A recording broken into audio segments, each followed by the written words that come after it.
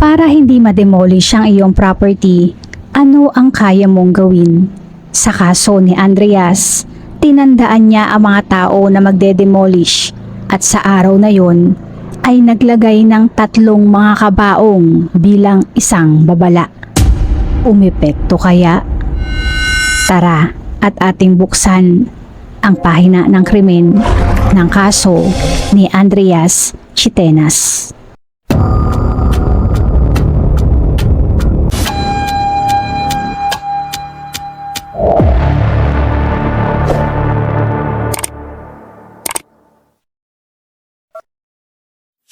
Si Andreas Chitenas ay isang businessman na ipinanganak noong 1956 sa Port City ng Cowal, Greece.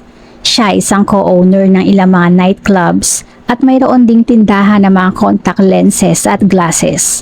Sa naging tagumpay sa buhay, hindi naman masasabi na malinis ang kanyang kamay at ilang beses nang naaresto sa mga kaso ng robbery, assault, extortion at money laundering at pinaghihinala ang isang leader ng gang na gumagamit ng mga imigranteng Albanian para mag-organisa ng mga pagnanakaw. Sa mga naging kaso na ito, pilit na sinabi ni Andreas na siya ay inosente at walang anumang kinalaman. Nagkaroon din siya ng ilang mga kaaway sa iba pang mga may-ari ng negosyo sa kanyang pamamahala ng nightclub. Noong May 2001, ang Urban Planning Office of Cabal ay nag-utos na ipagiba ang isang building na nakatayo sa property ng asawa ni Andreas dahil ang lupa na kinatitirikan niyon ay actually pagmamayari pala ng estado.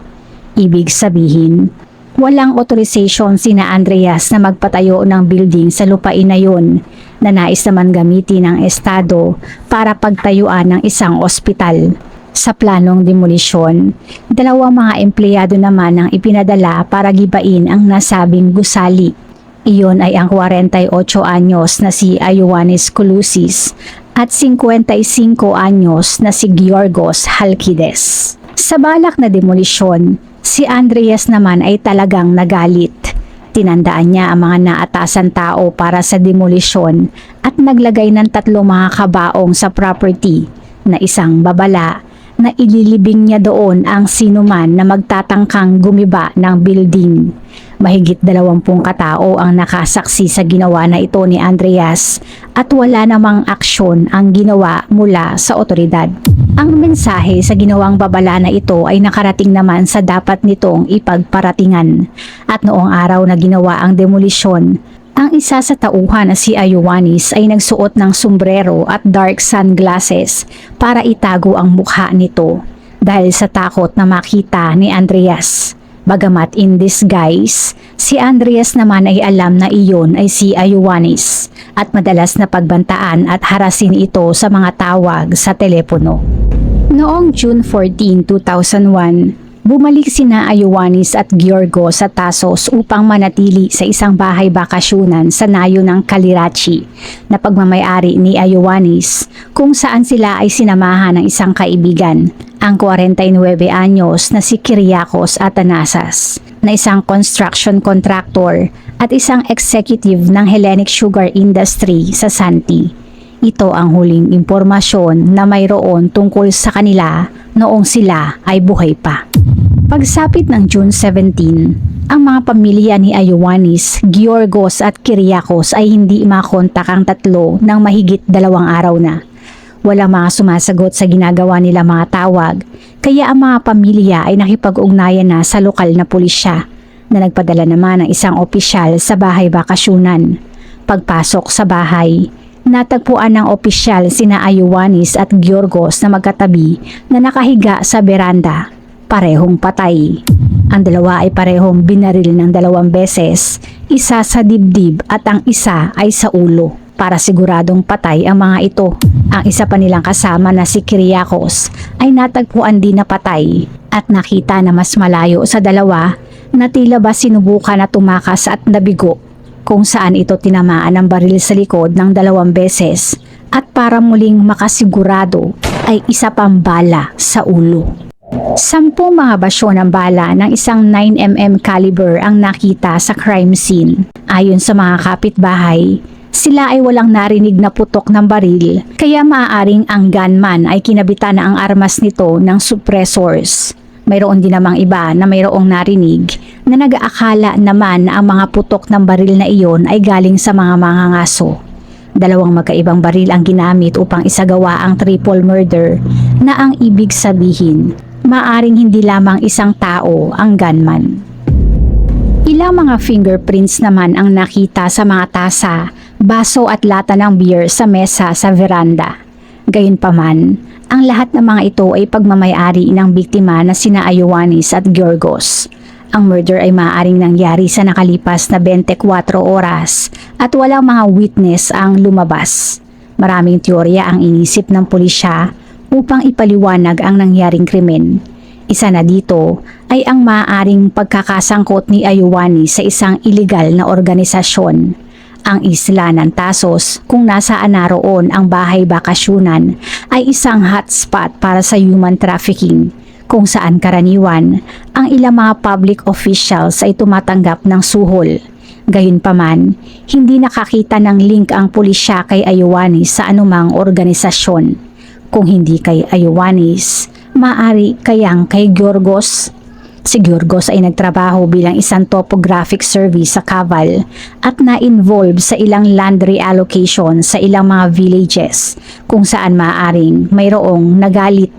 Gayunpaman, wala ding natuklasan na anuman na maglilink sa mga ito sa krimen. Mayroon ding teorya na maaaring drug-related ang nangyari, ngunit wala pa din silang nakitang link. Mayroong isang sospek ang pinaghinalaan at kwinestyon at iyon ay walang iba kundi si Andreas. Gayunpaman, ito ay may alibay at nagsabi na ito ay nasa restaurant kasama ng pamilya nito na nasa kabilang panig ng isla.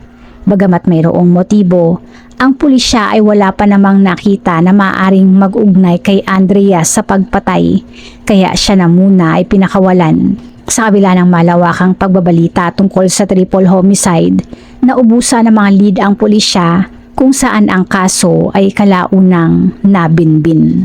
Bukod sa ginawang pagbabanta sa mga opisyal ng demolisyon, si Andreas ay mayroon pang isang nakaaway pagkatapos nun, at iyon ay ang dating co-owner niya sa nightclub na si Giorgos Sidiropoulos.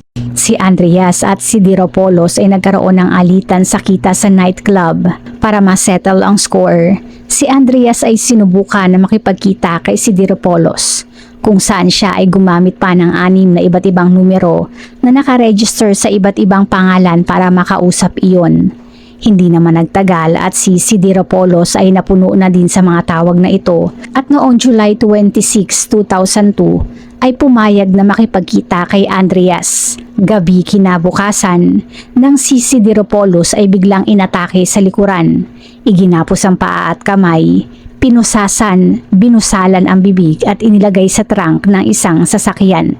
Kung sino man ang dumukot sa kanya, malaki ang tsansa na siya ay dadalhin sa tabing dagat ng Kavala kung saan siya papasalangin at ididispatsa. Hindi naman iyon ang nangyari dahil si Sidiropoulos ay mas malakas kaysa inaasahan. Nagawa niya makawala sa pagkakatali, pilit na binuksan ang trunk at nagsimulang tumakbo palayo. Ang dumukot naman sa kanya ay agad na pinahinto ang sasakyan at humabol kung saan si Sidiropoulos ay pinagbabaril na sa kasamaang palad ay maraming beses na tinamaan sa likod. Kalaunan, si Sidiropoulos ay natagpuan sa parking lot ng isang apartment building sa Kavala. Nakatali ang mga kamay at paa at patay dahil sa 5 tama ng bala. Walang murder weapon ang nakita, ngunit ang pulisya ay nakarecover na mga basyo ng 9mm pistol na matapos gawa ng ballistic testing ay nakumpirma na ang baril na iyon ay ang kaparehong baril na ginamit sa nangyaring triple murder noong nakaraang taon. Matapos ng 1 linggo, August 4, isang bangkay ng isang babae naman ang nakita sa isang dalampasiga ng Kavala na tila na hit and run ng isang sasakyan. Ang biktima ay walang anumang identifikasyon at matapos na ipakalat ang larawan nito ay saka nakilala na ang girlfriend ni Sidiropoulos. Bagamat nakilala bilang girlfriend, siya ay nanatiling unidentified Dahil never na sinabi ni Sidiropoulos ang pangalan nito at ang girlfriend ay never din namang nakipag-usap o nagsabi ng tungkol sa sarili sa iba. Unfortunately, ang kanyang kaso ay unsolved. October 31 ng parehong taon, 2 violent armed robberies naman ang isinagawa sa 2 branch ng bangko sa isang lugar kung saan 4 na mga armadong Albanian national ang sumalakay sa mga gusali. Ang unang operasyon ay naging matagumpay, ngunit sa pangalawang bangko na sinalakay, ang mga pulis ay nakasunod sa mga salarin kung saan nagkaroon ng putukan. Ang mga pulis ay nagtagumpay naman na pigilan ang mga ito kung saan 4 na mga Albanian nationals ang na-identify. Ngunit isang lalaki pa pala ang involved sa krimen ang nakatakas at iyon ay ang mismong nag-organisa ng pagnanakaw. Walang iba kundi si Andreas Chitenas. Sa nangyaring tunggalian, si Andreas ay tinamaan ng bala sa binti. Siya ay nakatakas at nagawang tumawid ng border patungong Turkey at nagpagamot sa isang ospital sa Edirne. Bagamat nakapuslit, ang ginawang pagtakas naman ay nakaalerto sa Turkish police kung saan siya kalaunan ay naaresto sa ospital na pinagpapagamutan. Pagbalik sa Greece, si Andreas ay kinasuhan ng pag-organisa ng pagnanakaw sa bangko na nagkakahalaga ng 5,000 euros. Siya din ay kinasuhan ng illegal possession of firearms at ang asawang si Aria, maging ang anak na si Dimitris ay kinasuhan din ng kaparehong charges. Matapos ng higit 1 taon, habang nakakulong at naghihintay ng paglilitis, si Andreas ay nagawang makatakas. Siya ay nagpadala sa banyo kung saan niya nagawang tanggalin ang rehas ng bintana doon at umeskapo. Lumipas muna ang 20 hanggang 25 minuto bago nagawang i-check ng mga nagbabantay sa labas ang restroom. Kaya ang ending, ang 2 pulis na nagbabantay doon noon ay suspendido. December 18 nang si Andreas ay muling nahuli nang siya ay naispata ng 2 naka-duty na pulis na nag-e-enjoy sa pag-inom ng kape sa isang cafe sa sentro ng lungsod na bilang isang most wanted fugitive ng bansa ay hindi man lang sinubukan na mag-disguise o baguhin ang itsura. April 27, 2004, nang naganap ang paglilitis para sa mga pagnanakaw sa bangko sa Mixed Jury Criminal Court ng Thrace. Ang asawa ni Andreas ay nakatanggap ng sentensya na 17 taon at 6 na buwan, habang ang kanyang anak ay sinentensyahan naman ng 15 taon. Ang mga Albanian nationals ay nakatanggap din ng kani-kanilang karampatang kaparusahan. Si Andreas naman ay hinatulan ng 25 taon na pagkakakulong at kalaunan ay nakalaya matapos magsilbi lamang ng kulang 10 taon. Bagamat agad nakalaya, hindi pa man umiinit sa lansangan, si Andreas ay muling inaresto at sa pagkakataon na ito ay para naman sa triple murder sa Kalirachi, maging sa murder ni Giorgo Sidiropoulos. Sa loob ng nagdaang mga taon, ang mga otoridad ay nakakalap na ng sapat na mga ebidensya para si Andreas ay tuluyan ng mahatulan at maparusahan. Maraming mga pagkakataon na si Andreas ang itinuro bilang ang salarin. Una na dito ay ang isang suklay na inilagay sa puntod ni Ioannis matapos na ito ay inilibing. Ang Greek word para sa salitang suklay ay ang salitang pinagmula ng apelyido ni Andreas na maaring ibig sabihin ay ang pagturo ng kapitbahay sa mga pulis kay Andreas bilang salarin. Nariyan din ang pagkakaroon ng link ng 2 mga kaso kay Andreas bilang ang ginamit na murder weapon ay sa iisang baril lamang at si Andreas ay mayroong parehong motibo sa nangyaring pagpaslang. Mayroon ding natagpuan na mga susi ang pulisya sa glove compartment ng sasakyan ni Andreas at ang mga susi na iyon ay pagmamayari ng biktimang si Sidiropoulos. Nariyan din ang ilang mga witnesses na nag-came forward at nagsabi na mayroong nakita ang mga ito na isang matangkad na lalaki na nagmamatch sa deskripsyon ni Andreas ang tumalon sa balkonahe ng bahay bakasyunan at may isa ding sasakyan na kapareho ng sasakyan ni Andreas ang nakitang nakapark sa labas bago nangyari ang krimen. Meron ding 3 mga lalaki ang lumapit sa asawa ni Ioannis At nagsabi dito na si Andreas nga ang killer. Sa mga nakuhang salaysay at mga ebidensyang ito, ang mga otoridad ay meron ng matibay na kasong isasampa laban kay Andreas. Nagsimula ang paglilitis noong June 20, 2014 sa Mixed Jury Court of Drama sa ilalim ng mahigpit na seguridad. May mga armadong pulis na nakadistino sa buong korte, may mga naka-install na metal detector at lahat ng dumalo kabilang ang mga saksi ay kinakapkapan bago pumasok. Sinabi ni Andreas na siya ay isang honest businessman na naging biktima lamang ng pag-uusig ng pulisya at judicial system bilang isang paghihiganti sa kanya dahil siya ay nakalaya noon ng mas maaga sa bilangguan sa nakuhang conviction sa bank robbery. Sa depensa ni Andreas na ito, nakatulong naman ang 82 mga saksi na ipinatawag ng prosekusyon dahil halos lahat sa mga ito ay bumaliktad at itinanggi ang mga sinabi sa pulis at prosekusyon noon. Sa katunayan, karamihan sa mga ito ay nagsabi na wala ang mga itong maalala na nagbigay ng mga pahayag o salaysay sa pulisya at ipinaliwanag pa na tila sila daw ay nagkaroon ng biglaang amnesia. Bagamat nagkaroon ng sakit na limot, ang prosekusyon ay ikinatwira naman na hindi na mahalaga ang mga pagbawi nila na yon dahil ang mga orihinal na pahayag na mga ito ay sapat na at reliable laban kay Andreas. June 27, 2014, matapos ang 3 oras na deliberasyon, ang korte ay pinawalang sala si Andreas sa botong 6-1. Sa tagumpay na ito, nang umalis si Andreas sa korte, huminto siya sa hagdan ng korte at nagsabi laban sa pulisya, mga hukom at sa media at tinawag ang mga itong mga maruruming aso na nag-imbento ng paratang na dinig ng lahat. June 30, 3 araw lamang matapos na makalaya, muling inaresto si Andreas matapos ireklamo ng isang may-ari ng nightclub. Ayon sa owner, nilapitan ito ni Andreas at nagdemand na isurrender nito ang susi ng nightclub kay Andreas o di kaya ay magbayad ng 2,000 euros monthly para panatilihin ni Andreas na bukas ang nightclub. Ang owner naman sa halip na pumili ay tumawag sa pulis kaya si Andreas ay inaresto for extortion.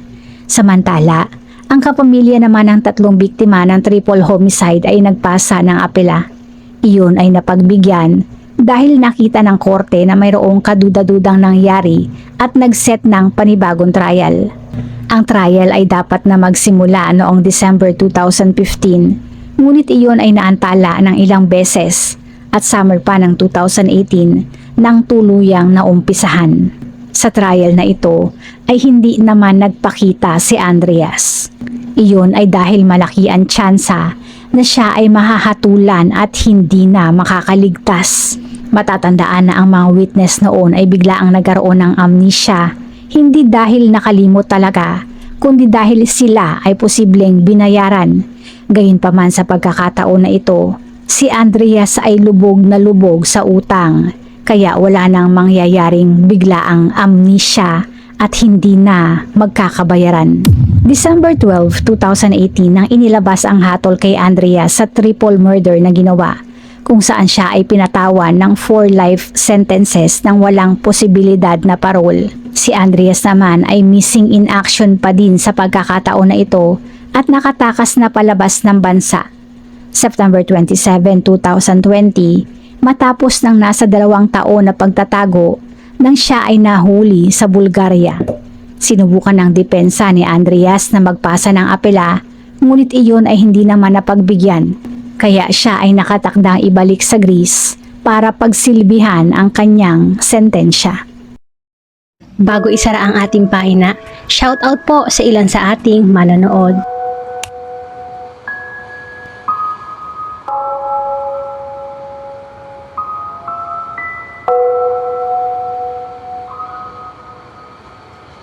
Salamat po!